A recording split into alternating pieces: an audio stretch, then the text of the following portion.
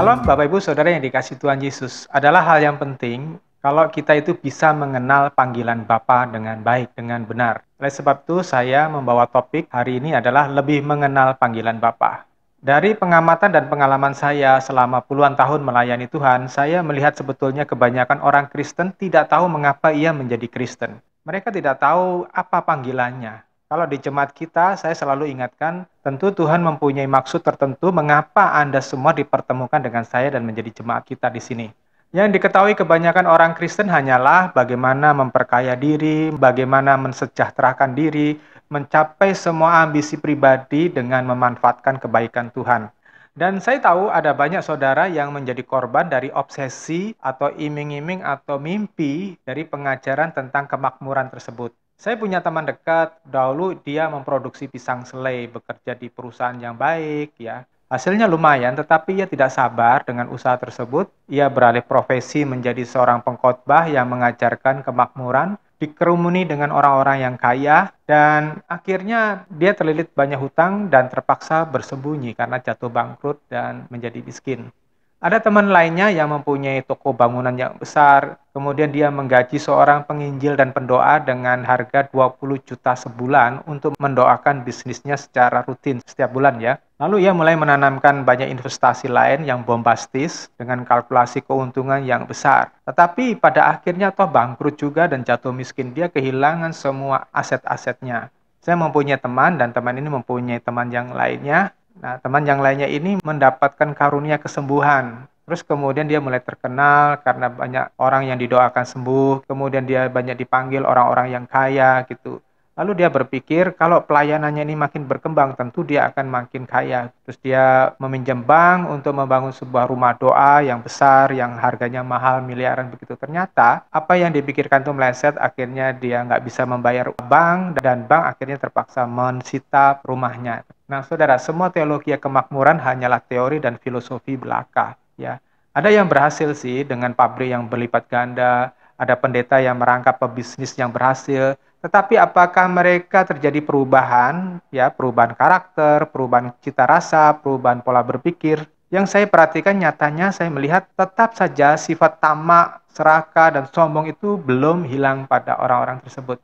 Berkali-kali Tuhan berkata, siapa bertelinga hendaklah ia mendengar. Bapak Ibu bisa baca di Matius pasal yang 11 ayat 15, pasal 13 ayat 9, Markus pasal 4 ayat 9, dan terutama yang sering saya bagikan kepada saudara, Wahyu pasal 2 dan pasal 3, ya seperti pasal 2 ayat 29, pasal 3 ayat 6, pasal 3 ayat 13, siapa bertelinga hendaklah mendengarkan apa yang dikatakan Roh Kudus. Tetapi yang kebanyakan terjadi adalah seperti di Matius pasal 13 ayat 15, sebab hati bangsa ini telah menebal dan telinganya berat mendengar. Itu sebabnya kenapa orang sulit untuk diajar, sulit untuk mendengar firman Tuhan, dan sulit untuk berubah, sulit untuk dibangkitkan. Saudara, panggilan Tuhan adalah tawaran Tuhan pada umat tebusannya, yaitu saudara dan saya, untuk menyerahkan hidup kita ini sepenuhnya melayani Tuhan. Ya, melayani Bapa di surga melalui Tuhan Yesus. Ada dua hal di balik panggilan tersebut, dan ini penting ya, sehingga orang layak memperhatikan dengan seksama apa panggilannya masing-masing. Ya, panggilan itu bersifat mendesak, jadi Tuhan mendesak orang yang dipanggilnya. Yang kedua, tidak ada pilihan yang lebih baik daripada panggilan Tuhan. Kita bahas yang pertama, sifat mendesak. Zaman kita saat ini adalah zaman yang paling berbahaya. Alasan saya mengatakan begitu karena satu, tingkat survival kita berpotensi rendah. Ketika bencana alam seperti akibat global warming ini ya, ada angin puting beliung, kekeringan, badai salju dan sebagainya, juga pandemi penyakit, perang, itu menjadi ancaman potensial untuk memperpendek nyawa manusia hidup di dunia ini ya. Terus yang kedua, dunia menuju kepada sistem yang tidak bertuhan, artinya orang tidak terlalu memikirkan Tuhan lagi sebagai landasan keputusan hidupnya. Dengan sistem yang tidak bertuhan ini, orang-orang Kristen sangat mudah dikelabui, melenceng dari tujuan karya penyelamatan Tuhan. Kita bisa melihat pada pesan-pesan akhir tahun atau awal tahun, ya selalu berbicara tentang kemakmuran, tentang kesuksesan, ya seperti contoh-contoh seperti ini ya, ucapan-ucapan tahun baru, ya, atau ucapan selamat pagi itu selalu ada kata-kata motivasi, ya, yang bersifat kemakmuran, yang bersifat kelimpahan materi, ya, seperti ini. Nah, Banyak orang menonjolkan tentang sosialita mereka, mereka mengadakan reuni-reuni sekolah yang biasanya itu adalah ajang pertunjukan kesuksesan harta, keturunan yang hebat, dan pesta-pesta. Ya, kemewahan seringkali menjadi tolok ukur status sosial kita. Di gereja, lagu-lagu rohani sering memiliki kecenderungan yaitu melulu mencari kelegaan dari kesusahan atau masalah yang dihadapi. Arahnya adalah membuat orang tetap kekanak-kanakan rohani. Karena apa? Menjadi Kristen, pergi ke gereja hanya untuk mendapatkan kelegaan, hanya untuk mendapatkan mujizat. Memanfaatkan manifestasi Roh Kudus untuk memberikan tanda-tanda ajaib. Nah, khotbah-khotbah di zaman sekarang pun biasanya bertitik berat kepada bagaimana meraih kesuksesan, kejayaan duniawi. Arahnya itu akhirnya menyembah kepada berhala yang baru yang disebut mamon atau harta, uang, kemakmuran. Banyak khotbah mengatakan setia mengimani bahwa Tuhan akan meluputkan dari segala persoalan karena Tuhan itu sangat baik, persoalan apapun akan dilewatkan. Tapi kenyataannya ada banyak orang Kristen yang akhirnya frustasi, stres, depresi, dan mereka bunuh diri karena mereka kehilangan segala sesuatu yang mereka impikan. Ada khotbah-khotbah yang menekankan peragaan kuasa supranatural. Saya istilahkan khotbah dan ibadah sirkus, ya. Hanya menekankan sign and wonder atau tanda dan keajaiban. Yang itu populer di dunia sihir, ya. Jadi banyak ibadah-ibadah seperti tidak beda dengan pertunjukan sihir. Ya, ibadah era tahun 70 sampai 90 itu di kalangan gereja karismatik itu diwarnai dengan sign and wonder atau tanda dan keajaiban. Dan satu hal lagi yang saya ingatkan ya, bahwa khotbah-khotbah di banyak gereja itu berbicara tentang take and give atau ambil dan memberi, ya, memberi dan ambil. Misalnya penekanan kepada buah sulung, perpuluhan itu dipersembahkan kepada gereja atau organisasi gereja atau pribadi gembala walau diatasnamakan untuk kepentingan Tuhan. Ya, seringkali kan kita mendengar khotbah-khotbah seperti itu, engkau memberikan sekian akan berlipat ganda 60 sampai 100 kali lipat. Dan orang tergelitik untuk mengkritik seperti itu sehingga terjadi perang medsos, ya, perang di YouTube, saling mencaci maki, mempertahankan prinsip masing-masing. Saudara yang dikasih Tuhan Yesus, kita nggak perlu terlibat dengan caci maki seperti itu, urusan mereka kalau mereka mau menekankan tentang buah sulung, perpuluhan. Tetapi saya mengingatkan kepada jemaat kita di sini, saudara, kalau saudara masih berpikir bahwa engkau memberikan persembahan itu hanya untuk mendapatkan kembalian dari Tuhan berlipat ganda, maka sebetulnya kita tidak beda dengan pedagang-pedagang yang menjual untuk mendapatkan keuntungan. Nah, sebetulnya ujung-ujungnya adalah mengharapkan kembalian berkat yang berlimpah ruah dari Tuhan. Itu bukan murni dari hati yang tulus kepada Tuhan, ya, tetapi itu sebetulnya menunjukkan keserakahan kita, ya, menunjukkan kedagingan kita. Nah, banyak orang terobsesi menjadi terkenal karena massa yang banyak atau tanda ajaib yang menyertai jemaat yang banyak itu. Nah, saya dahulu juga terjebak dengan euforia kuasa mujizat dan tanda-tanda supranatural, juga kesuksesan dan kemakmuran. Sekarang saya dalam kedewasaan rohani sadar bahwa kesuksesan dan kemakmuran, juga mujizat bukan kebutuhan utama kita, bahkan juga bukan yang diingini oleh Tuhan bagi jiwa kita.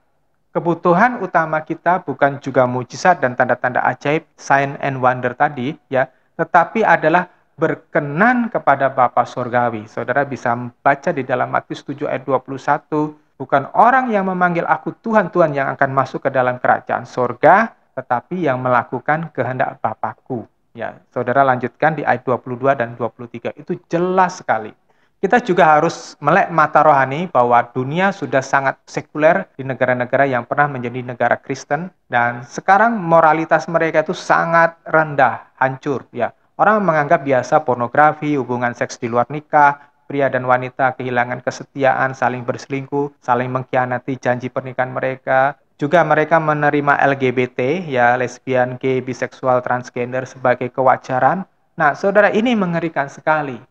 LGBT bahkan disahkan secara hukum di beberapa negara barat, ya, sehingga para pendeta yang menolak pemberkatan pernikahan sejenis akan dijerat hukum. Saya sih tidak membenci orang-orang yang kena LGBT tadi. Bagi saya mereka adalah orang-orang yang perlu dibantu kembali menjadi normal. Bagi saya mereka adalah korban dari tipu daya iblis. Tetapi tidak berarti bahwa saya menganggap LGBT adalah sesuatu yang wajar atau sesuatu yang benar dari Alkitab. Malah sebaliknya itu bertolak belakang. Karena LGBT jelas keluar dari tatanannya Allah. Mereka korbannya iblis, ya. Terus terang, baru beberapa tahun ini saya baru melihat kunci perkenanan kepada Bapa itu ternyata ada 4 hal, yaitu pertama, Lukas pasal 14 ayat 33, itu saudara diajar berani meninggalkan segala sesuatu yang dicintai yang memperangkap saudara di bumi ini. Terus yang kedua, Matius 16 ayat 24, tentang bagaimana menyangkal diri, menyangkali apa yang menjadi kesenangan saudara dan bagaimana saudara berani memikul salib sebagai tanggung jawab kita sebagai umat yang telah ditebus oleh Tuhan. Dan yang ketiga adalah Galatia pasal 2 ayat yang ke-20, hidup hanya untuk kepentingan sang Tuhan, bukan untuk dirinya sendiri. Terus yang keempat adalah Roma 11 ayat 36, bahwa semua yang kita miliki itu berasal dari Allah, semua yang kita miliki itu harus dikembalikan untuk kemuliaan Bapa di sorga.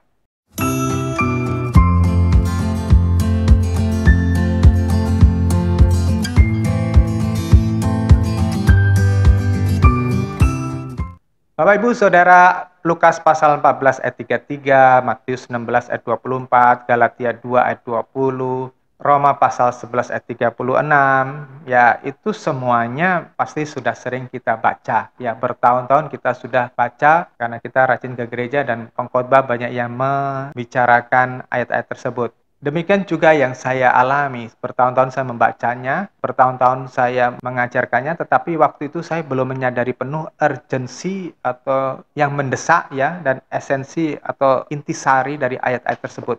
Saya pikir saya merupakan salah satu orang yang sudah menjadi korban dari si jahat yang di 2 Korintus pasal 3 ayat 14 dan 15 itu berkata tentang orang-orang yang terbutakan oleh selubung rohani sehingga tidak mampu mengerti 100% maksud Tuhan tadi. Maka sekarang saya akan mendorong Anda semuanya berani menanggapi panggilan Tuhan. Memang jika Anda menanggapi panggilan Tuhan bukan berarti hidup Anda lantas jadi nyaman, harta melimpah, dan semua keinginan Anda akan diturutin.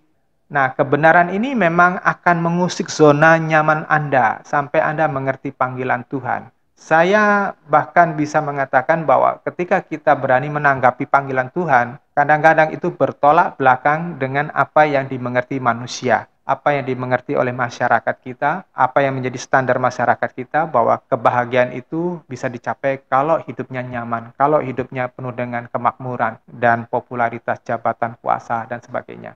Saya pikir memang selayaknya demikian Tuhan harus memperlakukan kita dengan tegas, ya disiplin, sebab kita menghadapi peperangan rohani. Lawan kita itu adalah iblis dan roh-roh jahat di dalam Efesus pasal 6 ayat yang ke-12. Dan kita ini terjual kepada kuasa dosa atau tunduk kepada naluri dosa. Itu saudara bisa baca di dalam Roma 7 ayat 14. Sebab kita tahu bahwa hukum Taurat bersifat rohani, tetapi aku bersifat jasmani, terjual di bawah dosa. Ego desarkinos eimi pepramenos hipoten hamartian. Aku bersifat daging, terjual di bawah kuasa dosa. Nah, saudara, saya ingatkan peperangan rohani itu nyata atau real ya. Dan tujuan iblis itu adalah jangan sampai manusia bertemu dengan Tuhan. Ia akan berusaha sekuat tenaga mencegah kita semuanya bertemu dengan Tuhan. Nah, tujuan pemuritan ini adalah untuk membangun pasukan-pasukan rohani yang memenuhi ekspektasi Tuhan. Maka kita harus bersedia dibentuk ulang oleh Tuhan, yaitu lahir baru, seperti yang Tuhan katakan di dalam Yohanes pasal 3 ayat 3-5. Nah, untuk dapat lahir baru harus bersedia ditransformasi atau dirubah. Apa yang dirubah? Karakter rohaninya dirubah, cita rasanya dirubah, pola berpikirnya dirubah. Karena tanpa mau berubah, saya pastikan berdasarkan pengalaman saya melayani banyak orang, Anda akan kandas di tengah jalan. Anda tidak akan mengakhiri pertandingan hidup ini sampai ke garis finish. Anda hanya akan berputar-putar atau blunder di urusan kedagingan, keinginan mata, dan keangkuhan hidup.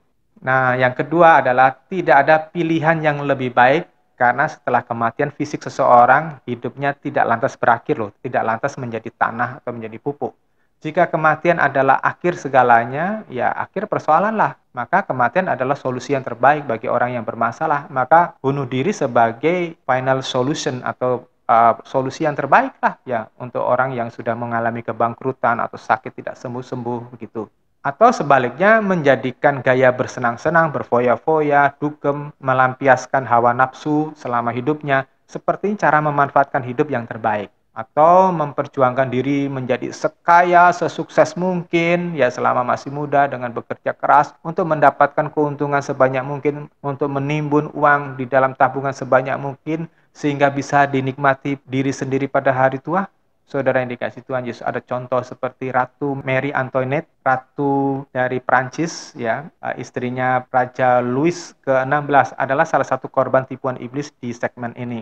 Dia berpikir dengan menjalani hidupnya sendiri, dengan semaunya sendiri, menikah dengan seorang raja, ya ternyata apa? Di akhir hidupnya, kepalanya harus putus oleh pisau guillotine. Nah, kita belajar dari sini, hidup semaunya sendiri, menikah dengan orang yang semaunya sendiri, atau addiction dengan kemewahan, ya semaunya sendiri kita menjalani hidup, melakukan kebejatan, ya tentu anggapan-anggapan ini adalah bodoh, ya kemewahan, hawa nafsu, pemuasan hawa nafsu, harta dan sebagainya itu adalah salah besar.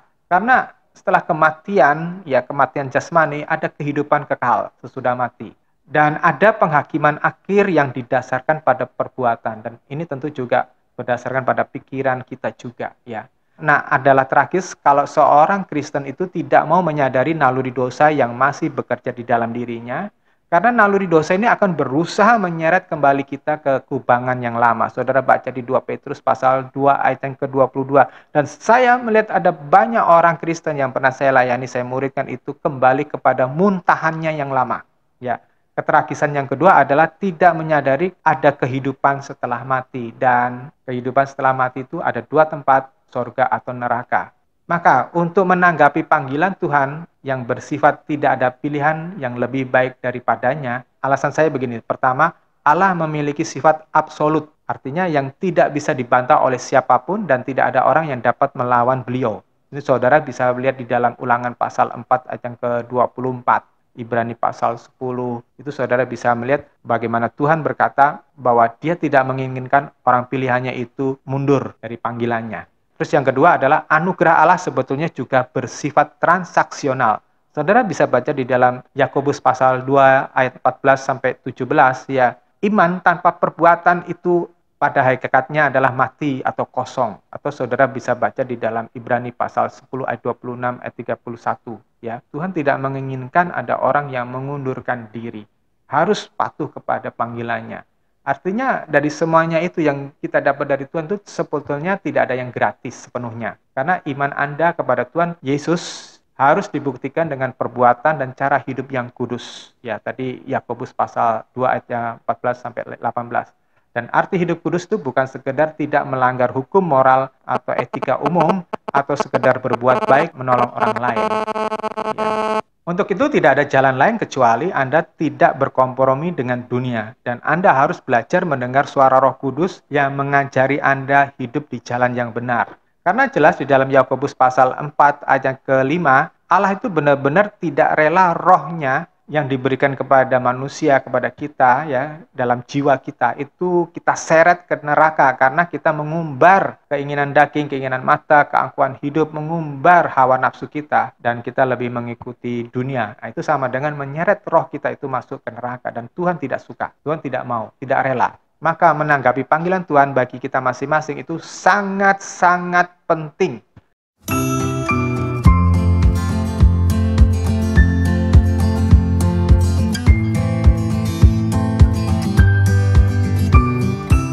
Menanggapi panggilan Tuhan bagi kita masing-masing itu sangat-sangat penting.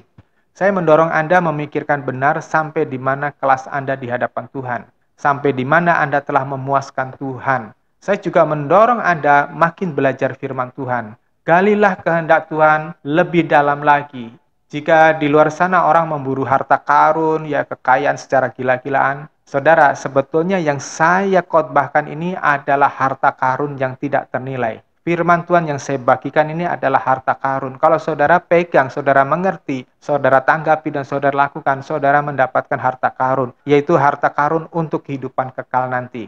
Ingini hubungan yang makin intim dengan Tuhan. Ingini berbuat sesuatu untuk kerajaan Bapa. Nah, ini sangat berkaitan dengan topik kita mengerti panggilan Tuhan. Kalau saudara menyadari ini, saudara mesti berpikir keras, apa yang bisa kuperbuat untuk kemuliaan Tuhan? John F. Kennedy ketika dia berpidato kepada rakyatnya, dia berkata, Jangan tanya kepada negaramu apa yang bisa negaramu berikan, tetapi bertanyalah kepada dirimu apa yang bisa kau berikan kepada negara. Nah, kita mesti bertanya apa yang bisa kita persembahkan kepada Bapamu di sorga. Ya, jangan nuntut Tuhan berkati aku, Tuhan berkati aku, Tuhan berkati aku. Ya, ingini untuk memuaskan apa yang Bapa minta, yaitu dengan jadi saksi yang baik, jadi terang. Sebab ada terlalu banyak orang yang pernah tinggal dengan saya, pernah saya muridkan, pernah saya bimbing, pernah melayani bersama saya dari desa ke desa, tetapi begitu mereka lepas dari saya, mereka jatuh di dalam dosa dan hidup najis, setidaknya menjadi suam-suam kuku, tidak peduli tentang pelayanan, tidak peduli pada jiwa-jiwa yang terhilang, padahal kita sudah melatih mereka bagaimana mereka dididik untuk melayani Tuhan. Yang mereka lakukan hanya sekedar senang tampil, ya tampil menjadi seorang WL, menjadi seorang singer, pemusik gereja yang bisa kelihatan aja, ya. Tetapi hati mereka untuk diberikan, dipersembahkan kepada Tuhan itu masih ngawang-ngawang, masih tidak jelas, ya. Kenapa? Karena mereka tidak pernah menanam apa yang saya ajarkan, apa yang saya bagikan, apa yang saya nasihatkan dalam benak hati mereka. Hal yang buruk yang sering saya lihat adalah mereka menyepelekan firman yang mereka dengar dan lantas melupakannya. Saya sering bersaksi bagaimana firman yang pernah saya dapatkan 30 tahun yang lalu itu masih nyantel di pikiran saya loh. Saya terus memikirkan hingga kini dan saya bertanya kepada Tuhan, kapan ya saya bisa menggenapi firman Tuhan itu, kapan ya saya bisa sempurna seperti Bapa. Nah, itu sebabnya saya dorong Anda meneladani saya. Sebab saya benar-benar belajar meneladani Tuhan saya, yaitu Yesus Kristus. Dalam Yohanes pasal 13 ayat 15 sampai 17. Sebab aku telah memberikan contoh kepadamu supaya kamu juga melakukan seperti yang aku lakukan kepadamu. Dengan sesungguhnya aku mengatakan kepadamu, seorang hamba tidak lebih besar daripada tuannya, ataupun seorang utusan tidak lebih besar daripada orang yang mengutusnya. Jika kamu sudah mengetahui semua ini, kamu diberkati jika kamu melakukannya. Nah, saudara, saya berjuang untuk meneladani Tuhan saya, Yesus Kristus. Ya, kenapa? Karena ini adalah harta karun. Ya, teladan Tuhan itu adalah harta karun yang saya harus ikuti. Itu sebabnya saya mendorong Anda ikuti teladan saya dalam kesungguhan melayani Sang Raja seperti Paulus menghimbau kepada jemaat di Filipi di pasal 3 ayat 17-18. Saudara-saudara, ikutlah teladanku dan perhatikanlah dengan seksama orang-orang yang juga hidup sesuai dengan teladan yang kamu lihat dari kami. Sebab ada banyak orang yang hidup sebagai musuh-musuh salib Kristus. Tentang hal ini, aku sudah sering menceritakannya kepadamu dan sekarang aku menceritakannya lagi dengan air mata. Saudara, kenapa Paulus menangis? Karena ada banyak orang yang meninggalkan ajaran yang sehat, ajaran yang murni, dan mereka mengikuti jalan hidup mereka yang hanya menyenangkan daging mereka. Nah, saudara, di sini ada gambar tentang bait Allah yang dibangun Salomo. Ada 4 bagian. Ya, pertama adalah daerah untuk orang-orang luar, ya orang-orang yang tidak boleh masuk di dalam area bait Allah. Mereka berada di luar, itu orang-orang yang kalau pada waktu yang lalu adalah orang-orang yang bukan Israel, ya. Ya, kalau di zaman Herodes, pada zaman Tuhan Yesus itu disebut orang-orang the Gentiles. Ya, ini ada di daerah nomor 1. Terus kemudian masuk di dalam pintu gerbang pelataran dalam, ya. Nomor 2 ini di mana orang mempersembahkan korban sebagai korban bakaran. Di situ ada kambing domba disembelih di altar, ya. Darahnya ditampung. Terus kemudian ada ruang ketiga, yaitu ruangan kudus atau ruangan suci. Nah, di situ imam yang masuk, ya, jadi yang masuk itu bukan orang-orang Israel umum, ya, tetapi adalah imam yang ditunjuk dan imam itu membakar ukupan atau dupa, ya. Terus kemudian imam membawa darah dari korban sembelihan tadi masuk ke ruangan yang keempat, yaitu ruangan Maha Kudus. Di situ ada tabut Allah. Di situ mewakili presentasi Allah, hadirat Allah, ya. Imam besar yang ditunjuk untuk bertugas pada waktu itu mempersembahkan korban untuk pengampunan dosa. Nah, inilah struktur bait Allah. Nah, saudara yang dikasih Tuhan Yesus, saudara sedang saya bawa, ya, saudara itu sedang saya ajari, sedang saya bawa. Ada yang masih berada di area luar, yaitu area dari kaum Gentiles, orang-orang kafir, orang-orang yang tidak mengenal hukum Tuhan, orang-orang di luar. Kalau zaman dulu orang-orang yang di luar Israel, tetapi zaman sekarang itu adalah orang-orang yang di dalam moralitas yang bejat, di dalam kesenangan daging, keinginan mata, itu orang-orang luar. Dari area 1, saya mau bawa saudara masuk ke area yang lebih dalam, yaitu area pelataran dalam, ya, dalam bahasa Ibrani-nya ulam. Itu tempat penyembelihan korban bakaran.